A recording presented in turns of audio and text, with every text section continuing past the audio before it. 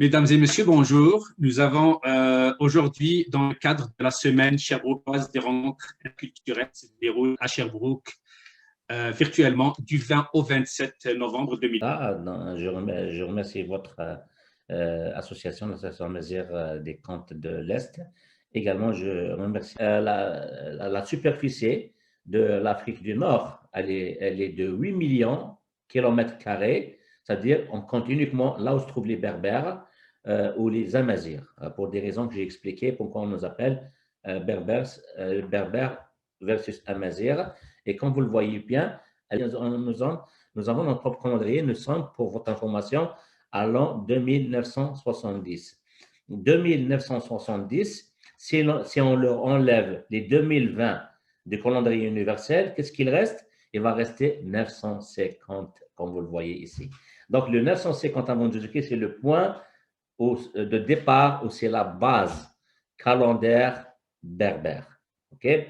C'est quoi cette date exactement? C'est en relation avec un roi berbère qui s'appelle Sheshang, qui est d'ailleurs cité par la Bible quand on aura l'occasion dans le verset chronique, quand il est allé s'empara de trésors de roi Salomon en Israël à partir d'Égypte. Donc, le roi berbère Sheshang, il est allé s'installer, en fait, ce n'est pas lui, c'est son grand-père qui est allé s'installer comme on émigre aujourd'hui en Égypte, et avec son petit-fils, qui s'appelle Sheshang, il a réussi à pénétrer l'armée et devenir un grand soldat qui a su mener une guerre contre apparemment les Nubiens de Soudan, etc.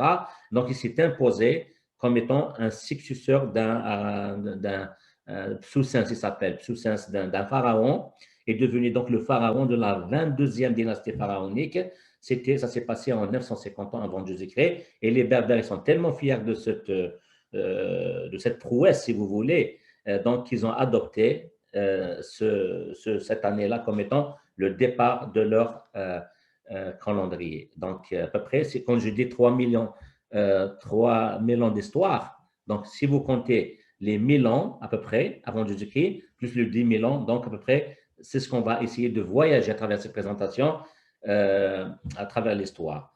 Donc, de Sheshnak au Massénissa, il y a eu donc à peu près les premiers royaumes berbères connus à travers l'histoire. Juste après l'invasion des Romains, il y a la domination romaine, de 200 ans avant Jésus-Christ jusqu'à 439 après Jésus-Christ, à peu près 650 ans de règne des Romains chez nous. Et cette période-là, elle est connue comme étant période de résistance et de collaboration. Ça veut dire pourquoi résistance et collaboration? Il y a des rois qui ont résisté comme Jugurtha, Massinissa partiellement. Il y a aussi d'autres rois qui ont collaboré avec les Romains pour gérer l'Afrique du Nord sous le colonialisme romain dans Juba, etc. Donc, on verra ça plus tard pourquoi.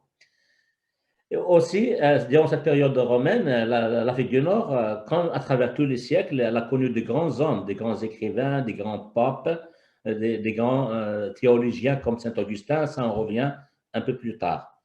Après cette période-là, il y a une courte période, à peu près d'un siècle, période des Vandales. Les Vandales, ce sont le peuple original des Allemands. Ils venaient de l'Allemagne.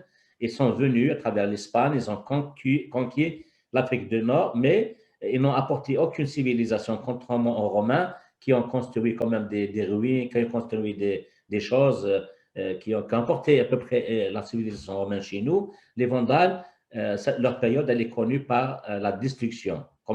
Et d'ailleurs, c'est de là où vient le vandalisme, qui est un mot très connu. Le vandalisme, c'est la destruction. Donc, ils viennent et ils ont conquis l'Afrique du Nord, ils ont semé la destruction partout. Donc, ça n'a pas duré un siècle jusqu'à la venue d'un autre peuple qui venait de la Byzance. La Byzance, c'est à peu près, géographiquement parlant, ça se situe c'est la Turquie, la Bulgarie, la Grèce actuelle, à peu près. C'est ça la Byzance.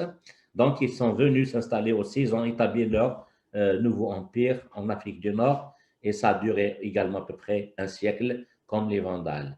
Jusqu'à 647, Donc, après le bit, c'est qu'une femme guerrière qui s'appelle Kahina. En fait, son vrai nom, c'est Dihya. C'est les Arabes qui l'ont appelé Kahina parce que Kahina, un mot arabe qui veut dire sorcière. Parce que les Arabes, quand ils sont venus s'enquérir de l'Afrique du Nord, ils étaient étonnés comment ça se fait parce que ça ne fait pas partie de leur coutume de voir une femme guider toute une armée. Donc, ils l'ont appelée sorcière, Kahina, sorcière, c'est-à-dire c'est une sorcière. C'est de la magie. Pour eux, c'est incompréhensible. Une femme qui guide une armée. Donc, elle a mené une guerre atroce. D'ailleurs, elle a été assassinée. On ne rentre pas dans les détails. Et plus tard, un autre prince berbère qui s'appelle Axel, il a rendu justice ou vengeance en assassinant celui qui a assassiné Kahina.